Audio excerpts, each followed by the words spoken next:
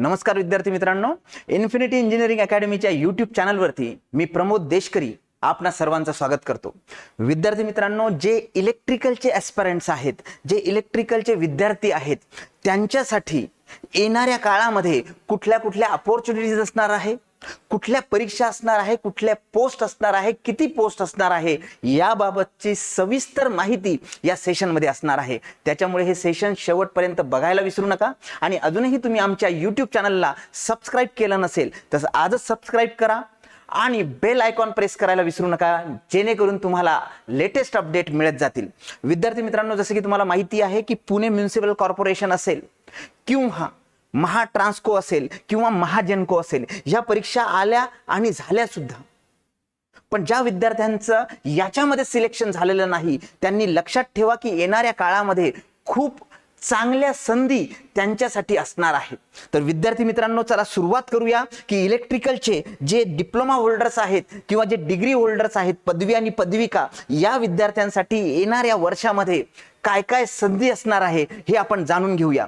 विद्यार्थी मित्रांनो, सगळ्यात महत्त्वाचं, जसं शासनाने जाहीर केलेलं आहे, महाराष्ट्र शासनाने, की येणाऱ्या काळामध्ये 75,000 नियुक्त्या हे सरकार देणार आहे आणि त्या अनुषंगाने त्यांनी डिपार्टमेंटल लेवलला जे मुख्य अप्पर सचिव आहे त्यांनी प्रत्येक जे विभाग असतात, प्रत्येक जे डिपार्टमेंट असतं, प्रत्येक जे मंत्रालय असतं, त्याचे जे सचिव आहेत त्या सगळ्या सचिवांना, अप्पर मुख्य सचिव असेल, प्रधान सचिव असेल किंवा वेगवेगळ्या मंत्र्याचे सचिव असतील, सेक्रेटरी असतील, यांना हे जे पत्र पाठवलेलं आहे 7 जूनला, तर स्वातंत्र्याच्या अमृत महोत्सवी वर्षामध्ये 75,000 रिक्त पदे भरण्याबाबत, नक्कीच हे 75,000 पद फक्त इलेक्ट्रिकलच्या विद्यार्थ्यांसाठी नसणार आहेत, पण त्याच्यामध्ये जर आपण बघायला गेलो तर साधारणतः विविध विभागांचे किंवा ज्या काही शासनाच्या विभाग आहेत त्याच्यामधले ज्या काही रिक्त जागा आहे याच्याशी रिलेटेड सगळी माहिती शासनाने विचारलेली आहे।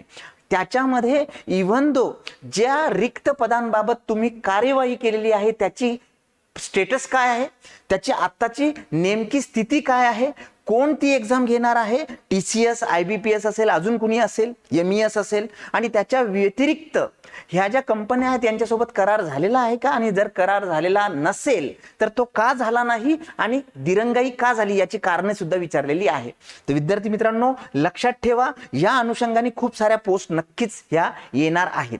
पण आपण जर बघितलं ओव्हरऑल स्टेट लेवलला, त्याच्या व्यतिरिक्त ही नॅशनल लेवलला सुद्धा खूप चांगल्या अपॉर्च्युनिटीज येणार आहेत आणि काही आलेले आहेत। तर विद्यार्थी मित्रांनो, आपण बघूया वन बाय वन। तर भेल भारत हेवी इलेक्ट्रिकल लिमिटेड याच्यामध्ये बेसिकली ट्रेनी इंजिनियर ग्रेड 1 याच्या 191 जागा आणि प्रोजेक्ट इंजिनियर ग्रेड 1 याच्या 14 जागा। आता इथे त्यांनी एक्सपिरियन्स मेन्शन केलेला आहे, 2 वर्षाचा एक्सपिरियन्स याच्यासाठी, या पोस्टसाठी लागणार आहे। पण जे ट्रेनी इंजिनियर ग्रेड 1 आहे या 191 पोस्टसाठी मात्र कुठलाही एक्सपिरियन्स हा लागणार नाही। विद्यार्थी मित्रांनो, याच्याशी रिलेटेड सगळी इन्फॉर्मेशन त्यांच्या वेबसाईटवरती दिलेली आहे। इथे बघा, जे पहिलं पद आहे ट्रेनी इंजिनियर ग्रेड 1चं 191 आणि प्रोजेक्ट इंजिनियर 14, असे मिळून टोटल 205 या जागा आहेत। विद्यार्थी मित्रांनो, याच्यामध्ये इलिजिबल कोण आहेत हे सुद्धा बघा। आता याच्यामध्ये जी पहिली पोस्ट आहे ट्रेनी इंजिनियरची, याच्यामध्ये BE, BTech, BSc इंजिनिअरिंग, याच्यामध्ये जर इलेक्ट्रिकलचे विद्यार्थी जे आहेत तर ते मेन्शन त्यांनी केलेलं आहे। इलेक्ट्रिकल असेल, इलेक्ट्रिकल अँड इलेक्ट्रॉनिक्स असेल, तर हे विद्यार्थी त्याच्यासाठी इलिजिबल आहेत। त्याच्या व्यतिरिक्त जी सेकंड पोस्ट आहे त्याच्यासाठी 2 वर्षाचा एक्सपिरियन्स त्यांनी मागितलेला आहे। याच्यामध्ये सुद्धा BE, BTech किंवा BSc इंजिनिअरिंग याच्यामध्ये सुद्धा इलेक्ट्रिकल आणि इलेक्ट्रिकलशी रिलेटेड ज्या अलाइन ब्रांचेस आहेत हे विद्यार्थी इलिजिबल आहेत। विद्यार्थी मित्रांनो, ही एक सुवर्ण संधी आहे।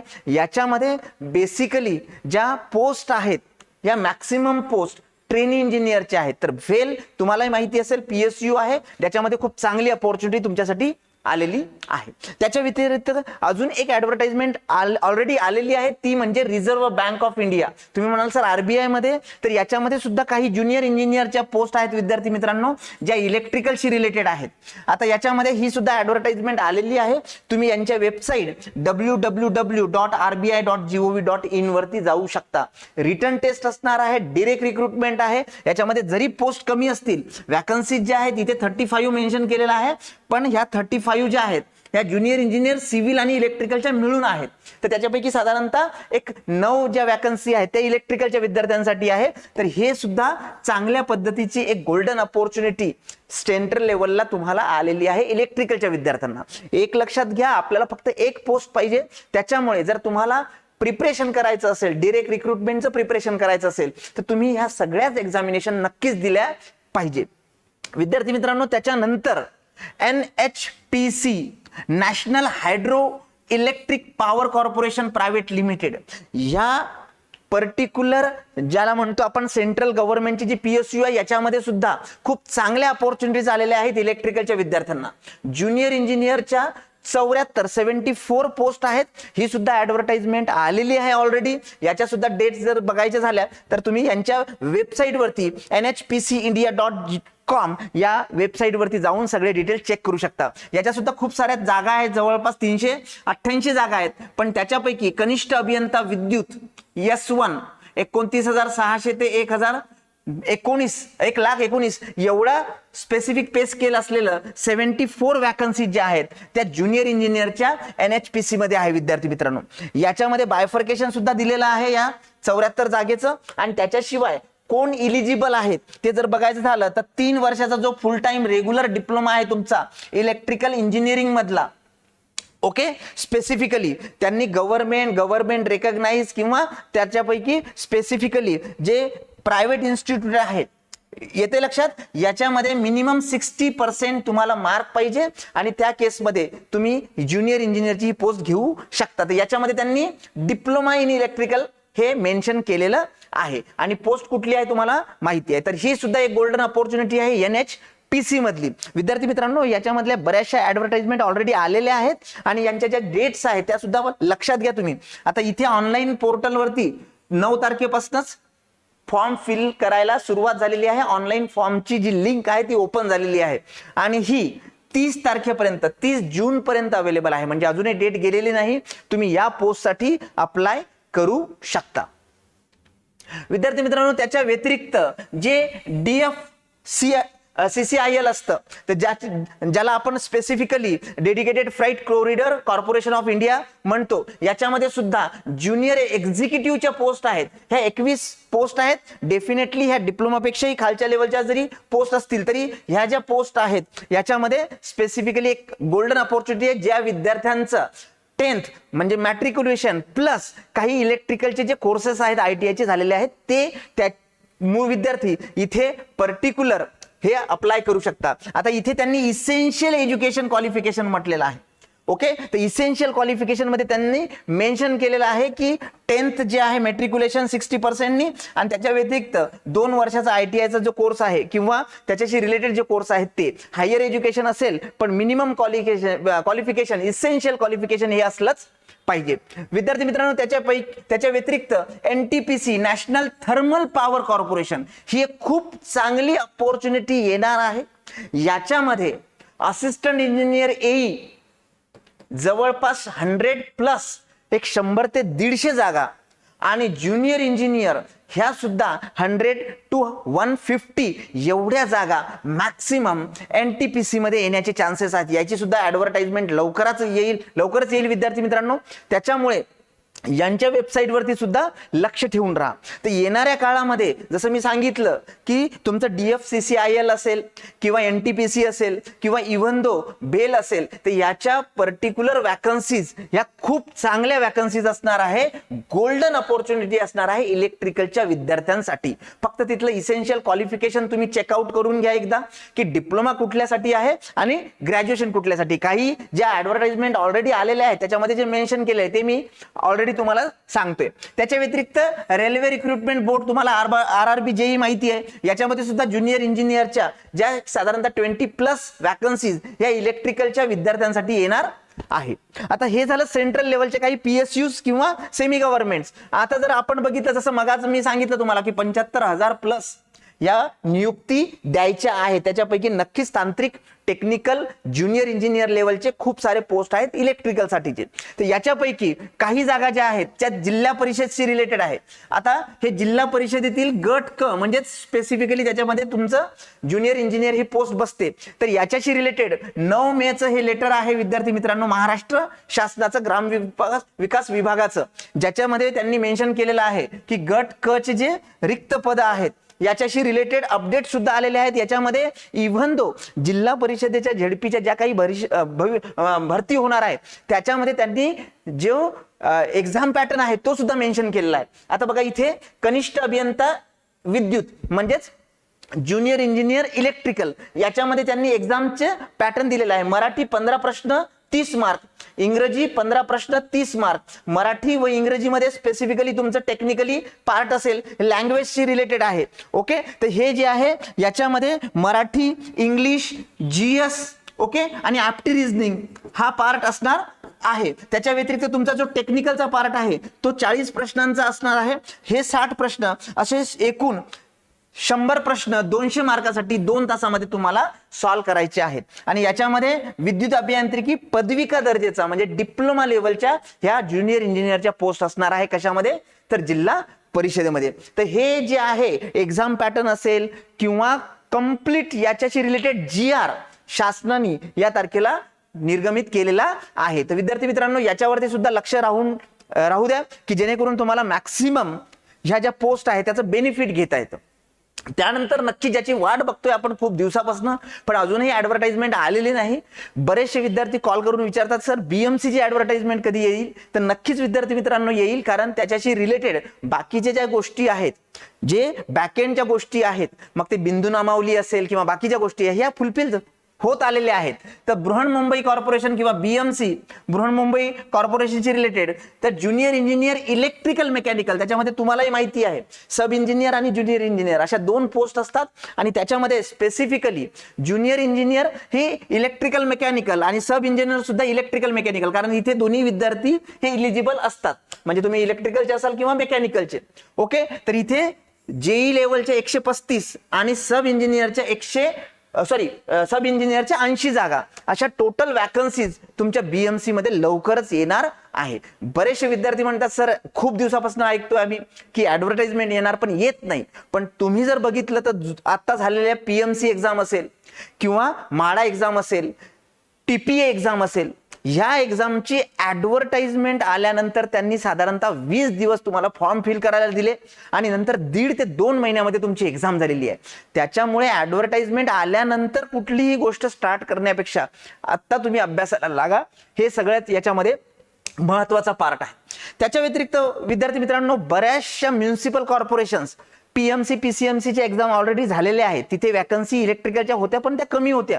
पण अजूनही भविष्यामध्ये ज्या वेगवेगळ्या म्युनिसिपल कॉर्पोरेशन्स आहेत याच्यामध्ये पनवेल, नाशिक, नागपूर, लातूर, अमरावती, मालेगाव, मीरा भाईंदर आणि वसई विरार ह्या ज्या महानगरपालिका आहे याच्या सुद्धा जागा ज्युनियर इंजिनियरच्या निघणार आहेत. त्याच्यामध्ये सुद्धा इलेक्ट्रिकलच्या विद्यार्थ्यांना खूप चांगली संधी भविष्यामध्ये आहे. याच्यामध्ये सगळ्यात महत्वाचं म्हणजे मीरा भाईंदर आणि वसई विरार ही ऍडव्हर्टाइजमेंट तर खूप लवकरच तुमच्यासाठी येणार आहे. नक्कीच त्याच्यामध्ये इलेक्ट्रिकल JEEच्या ह्या पोस्ट असणार आहे. तर याच्यावरती सुद्धा आपण लक्ष ठेवून आहोत विद्यार्थी मित्रांनो. याचे सुद्धा अपडेट्स आम्ही वेळोवेळी तुम्हाला देत राहू. ओके, त्याच्या व्यतिरिक्त नगर परिषदेमध्ये काही जागा आहेत. नगर परिषद वेगवेगळ्या ज्या आहेत याच्यामध्ये ज्युनियर इंजिनियर इलेक्ट्रिकलशी रिलेटेड साधारणतः 50+ वॅकन्सीज ह्या असणार आहेत. त्या नगर परिषदेचे त्या ऍडव्हर्टाइजमेंट असतात, त्यांचे जे काही नियम आहेत त्याच्या अनुषंगाने ह्या पोस्ट ते भरत असतात. त्यानंतर इलेक्ट्रिकलच्या विद्यार्थ्यांसाठी जो कोअर ग्रुप आहे आणि ज्या कोअर कंपनी आहे, बरोबर आहे, MSEB मधनं ट्रायफर्केशन झालेल्यानंतर डिस्कॉम असेल, ट्रान्सको असेल किंवा जेनको असेल, याच्यामधल्या ज्या हक्काच्या तुमच्या पोस्ट आहेत त्या मात्र तुम्ही खूप फोकस असलं पाहिजे. तर सगळ्यांना माहिती आहे की महाडिस्कॉम आता ऑलरेडी ट्रान्सको आणि जेनको झालेली आहे. महाडिस्कॉमची ऍडव्हर्टाइजमेंट येणार आहे विद्यार्थी मित्रांनो. याच्यामध्ये AE असिस्टंट इंजिनियरच्या साधारणतः 350+ आणि ज्युनियर इंजिनियर कनिष्ठ अभियंता याच्या साधारणतः 250+ ह्या वॅकन्सीज असणार आहेत. याच्यामध्ये सगळ्यात महत्वाचं की जे काही ट्रान्समिशनचे विद्यार्थी असतात, इलेक्ट्रिकलचे विद्यार्थी असतात, त्याच्यासाठी ही गोल्डन अपॉर्च्युनिटी असते. बरेचसे याच्याशी रिलेटेड अपडेट्स किंवा RTI थ्रू टाकलेल्या ज्या माहिती आहे ते आपल्या सगळ्यांना माहिती आहे. फक्त ही ऍडव्हर्टाइजमेंट अजून आलेली नाही, पण तुम्ही त्या अनुषंगाने ट्रान्सको आणि जेन्कोचा जो काही सिलेबस होता त्या अनुषंगाने अभ्यास सुरू करायला काहीही हरकत नाही. तर महाडिस्कॉम किंवा महावितरण मध्ये ही गोल्डन अपॉर्च्युनिटी असणार आहे इलेक्ट्रिकलच्या विद्यार्थ्यांसाठी. ओके, तुम्हाला इलिजिबिलिटी वगैरे माहिती आहे, त्याच्याशी रिलेटेड व्हिडिओ सुद्धा आपल्या युट्यूब चॅनलवरती दिलेला आहे. त्यानंतर महाट्रान्सको टेक्निशियन 2023 रिक्रुटमेंट. आता ही सुद्धा रिक्रुटमेंट विद्यार्थी मित्रांनो ITI च्या विद्यार्थ्यांसाठी आहे. टेक्निकल असिस्टंटची ही पोस्ट आहे. Okay, assistant technician. आणि ही ITI बेस्ड इलेक्ट्रिशियन किंवा वायरमन ह्या जवळपास 1868 जागा आहेत. आता हे आपल्या जेईच्या लेवलला किंवा डिप्लोमा डिग्रीच्या लेवलला हे आपण कन्सिडर करणार नाही, पण ITI च्या विद्यार्थ्यांना मात्र ही गोल्डन अपॉर्च्युनिटी असणार आहे येणाऱ्या काळामध्ये महाट्रान्सकोमध्ये.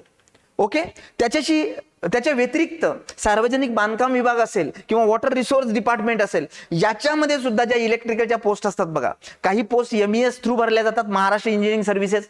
जसं आताच PWD मध्ये एक साधारणतः 48 जागा होत्या. तुम्हालाही माहिती आहे की PWD मध्ये AE2च्या होत्या, पण इथे ज्युनियर इंजिनियरच्या साधारणतः 55 जागा या PWD किंवा सार्वजनिक बांधकाम विभागामध्ये असणार आहे. आणि वॉटर रिसोर्स डिपार्टमेंट म्हणजेच WRD याच्यामध्ये साधारणतः 20 जागा ह्या आहे, ह्या WRD मध्ये असणार आहे. इथे सुद्धा इलेक्ट्रिकल आणि मेकॅनिकलच्या विद्यार्थ्यांना समान संधी असते. तर विद्यार्थी मित्रांनो, ह्या सुद्धा सरळ सेवा भरतीनी येणाऱ्या काळामध्ये ऍडव्हर्टाइजमेंट लवकरच येणार आहे. जर आपण ह्या सगळ्यांची समरी बघितली तर एक गोष्ट तुमच्या लक्षात येईल, जरी आपण हे जे 1868 टेक्निशियनच्या ज्या पोस्ट आहेत या जरी कन्सिडर केल्या नाहीत, कारण त्याला कन्सिडर केलं तर साधारणतः हा 3700 आकडा येतो. समजा ते 1800-1900 आपण मायनस केले किंवा 2000 जरी मायनस केले तरीही येणाऱ्या काळामध्ये काही PSUs असतील. ओके, त्याच्या व्यतिरिक्त काही महाराष्ट्राशी रिलेटेड स्पेसिफिक ऑर्गनायझेशन मधल्या वॅकन्सीज असतील, किंवा इव्हन दो सार्वजनिक बांधकाम विभाग असेल, महाट्रान्सको असेल, डिस्कॉम असेल, बरोबर आहे, किंवा जेनको असेल, तर याच्याशी रिलेटेड सुद्धा काही पोस्ट ह्या येणाऱ्या काळामध्ये एक साधारणतः जे 75,000चं टार्गेट आहे ते त्यांनी 15 ऑगस्ट पर्यंत मेन्शन केलेलं आहे. आपण असं कन्सिडर करूया की थोडं त्याच्यामध्ये डिले होऊ शकतो, पण एवढं लक्षात ठेवा विद्यार्थी मित्रांनो की इलेक्ट्रिकलच्या विद्यार्थ्यांना, मग ते डिप्लोमा असेल, ग्रॅज्युएट होल्डर्स असतील किंवा इव्हन तो ITI होल्डर्स असतील, त्यांच्यासाठी खूप चांगल्या संधी येणाऱ्या काळामध्ये असणार आहे. आता याच्यामध्ये सगळ्यात महत्वाची ही गोष्ट लक्षात ठेवा की जर आपण बघितलं तर याच्यामध्ये साधारणतः TCS किंवा IBPS या ज्या कंपन्या आहेत या शासनाने यांच्यासोबत करार केलेला आहे. त्याच्यामुळे त्याच्यावरती आधारितच प्रश्नपत्रिका ह्या भविष्यामध्ये येणार आहे ऑनलाईनच्या.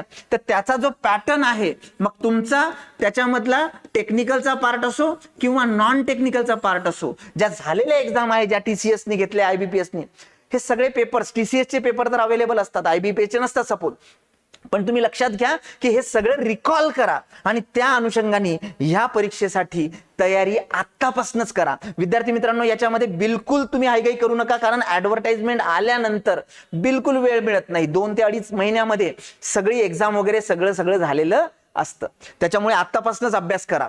अभ्यास करण्यासाठी काही स्टडी मटेरियल नक्कीच इन्फिनिटीकडनं आपण प्रोव्हाइड करत असतो, एकदम पर्टिक्युलर व्हॅल्युएबल कंटेंट सहित. तर याच्यामध्ये लक्षात घ्या विद्यार्थी मित्रांनो, ह्या इलेक्ट्रिकल आणि मेकॅनिकल साठी आपण जसं मेकॅनिकल आणि सिव्हिल साठी केलेलं आहे, तसंच स्पेसिफिकली एक फॉर्म्युला शीट्सचा सेट तुमच्यासाठी इलेक्ट्रिकलच्या विद्यार्थ्यांसाठी आहे. इलेक्ट्रिकल फॉर्म्युला शीट 6 शीटचा हा एक सेट आहे विद्यार्थी मित्रांनो. याच्यामध्ये तुमचे जेवढेही टेक्निकल विषय आहेत, बेसिकली इलेक्ट्रिकल इंजिनिअरिंग बेसिक पासनं तर नेटवर्क अनालिसिस असेल, कंट्रोल सिस्टीम असेल, इव्हन दो इलेक्ट्रॉनिक्सचे डिजिटल असेल, अॅनालॉग असेल, बरोबर आहे, या सगळ्यांचे जे फॉर्म्युले आहे हे खूप चांगल्या पद्धतीने रिप्रेझेंट केलेले आहेत.